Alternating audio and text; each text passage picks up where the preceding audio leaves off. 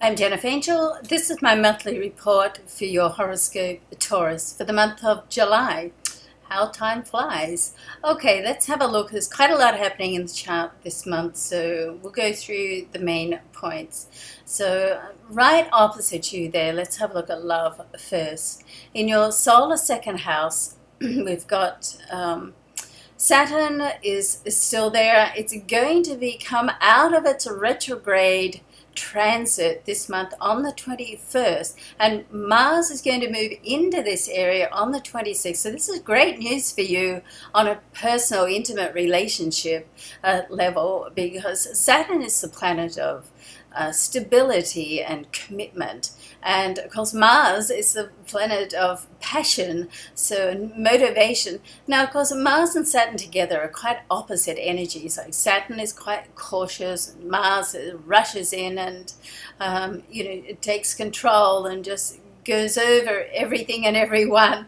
So if you put these two together, it's almost like you want to move forward with a relationship, but you take a step back and sort of question it and be cautious. So in that sense, I think this is positive to have these two energies together like this, because it does balances things out a little bit, okay? Because all Mars energy on its own can be quite impulsive, and you can make rash decisions. And as a Taurus, you don't like to be doing that. You're far more comfortable if you can sort of think about things and wait until they sit comfortable with you and you feel comfortable in your own skin, so to speak. So these two energies together, moving in and coming out of that retrograde transit, is very positive. So what does it mean in real life?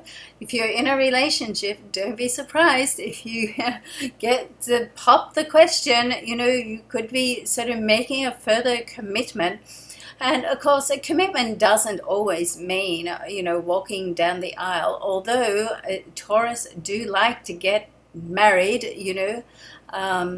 It's not like the more independent signs like Sagittarius, who are happy to be in a relationship but not be married. So you can take a commitment, either perhaps move in with someone, declare your love, or just move your relationship to the next stage. Now, if you're not in a relationship, you're looking for love, then with these two together, then anything is possible. Now let's have a look where Venus is. Venus is in your solar second house. This is more to do with your money, material possession, but also to do with your home area and the stability of your home. Let's not forget that Venus is the ruler, apart from it being your ruling planet, it's the ruler of love and money. And in this position of your star chart, it's a very positive to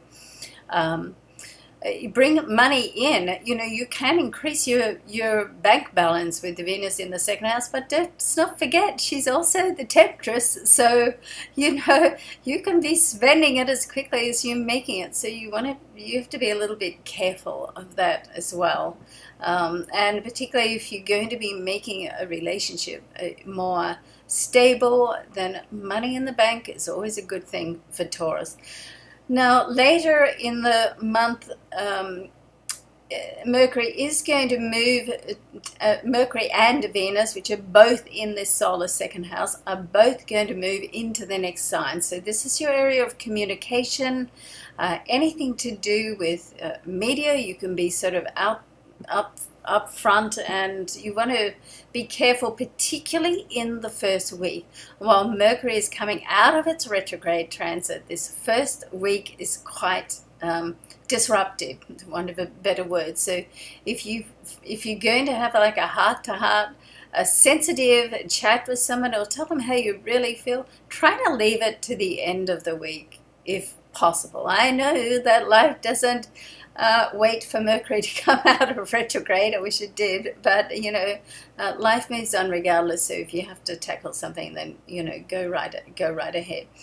Now, this month's new moon is in your solar fourth house, so this is your family area. Now, Jupiter is going to move into this area of your chart on the 16th. So Jupiter makes a move about once every 11, 12, 13 months. So this really, once again, just when you put all this together this month with what's happening in your seventh house with Mars and Saturn and the Sun, new moon, and Jupiter all in your home domestic area, it's pretty good. Okay, so something special can certainly happen over this period for you, Taurus. All right, now let's have a look at business. Okay, so for most of the month, right up until the 26th, Mars is still there in your solar sixth house, so you're going to be run off your feet. It's going to be a little bit of a balancing act over this month, so you want to get yourself organized. Okay, make sure that you have everything in place so you can be as productive as possible, because with your home, family, romance and money all taking top billing here, then you want to be sort of organized so you can fit everything in and nobody misses out on your attention, because it looks like you're going to be Miss or Mr. Popularity this month as well. All right, so the full moon is in your solar ninth house. If you're traveling, then make sure you check arrangements. Things can get sort of mixed up and quite emotional with the full moon.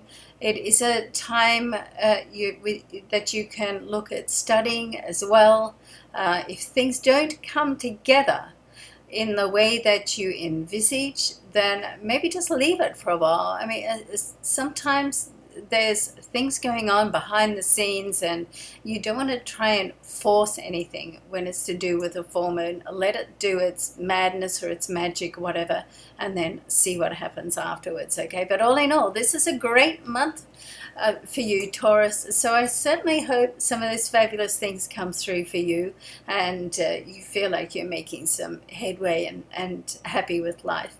I'm Jennifer Angel. This is your horoscope overview for July. Have a fabulous month. Thanks for watching. Bye for now.